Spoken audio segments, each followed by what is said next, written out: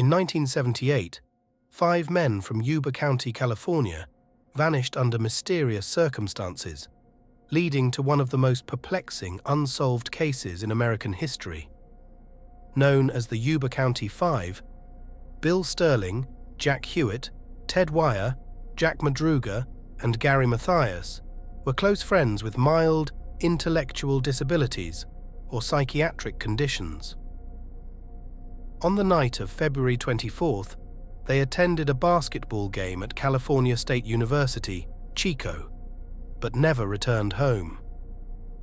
The next day, their car, a turquoise and white 1969 Mercury Montego, was found abandoned on a mountain road in the Plumas National Forest, over 50 miles from their intended route home. The car was stuck in the snow, but it was in good working order and had enough gas. Investigators were baffled as to why the men had driven so far off course into the rugged mountains during winter.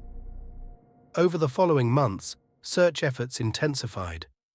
Rescue teams combed the area, battling harsh weather and treacherous terrain. They found no trace of the men until the snow began to melt in June. Then, 4 of the 5 men were discovered dead in and around a trailer near a deserted Forest Service camp. Ted Wire's body was found inside the trailer. He had survived for 8 to 13 weeks after the men were last seen, as evidenced by his weight loss and the growth of his beard. Despite the trailer being stocked with food and fuel for heating, Wire had consumed only a small amount of the food. He had wrapped himself in several sheets, indicating he tried to keep warm, but ultimately succumbed to starvation and hypothermia. Curiously, his feet were severely frostbitten and his shoes were missing. Outside the trailer, the skeletal remains of Jack Madruga and Bill Sterling were found, their bodies partially consumed by animals. They had apparently succumbed to hypothermia. Jack Hewitt's body was discovered several miles away, with his bones scattered over a small area. Gary Mathias, however, was never found.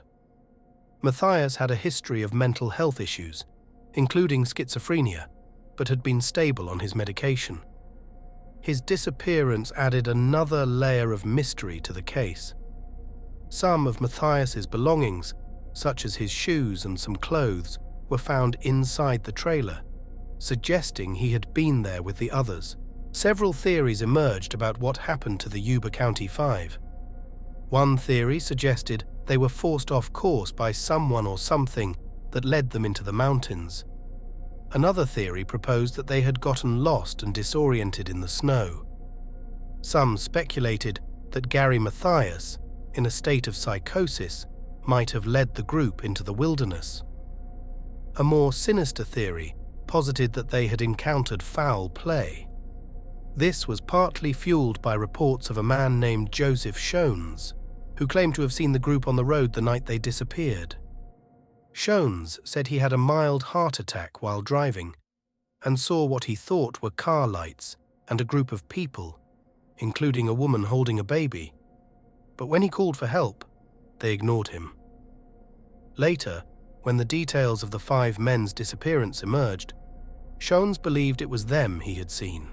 Adding to the mystery, several items found in the car and near the trailer suggested that the men had been preparing for a long stay in the wilderness. Maps of California, including the area where the car was found, were left in the vehicle, which perplexed investigators, as it indicated they had the means to navigate. Additionally, a gold watch that did not belong to any of the men was discovered near the trailer, raising questions about who it belonged to and whether another person was involved. Despite the numerous theories, no conclusive answers have ever been found. The case remains an open wound for the families and a chilling reminder of how quickly a situation can turn dire in the wilderness. The Yuba County Five story is a haunting tale of friendship, mystery, and the unforgiving nature of the wild, leaving more questions than answers and a legacy that continues to intrigue and puzzle those who delve into its depths.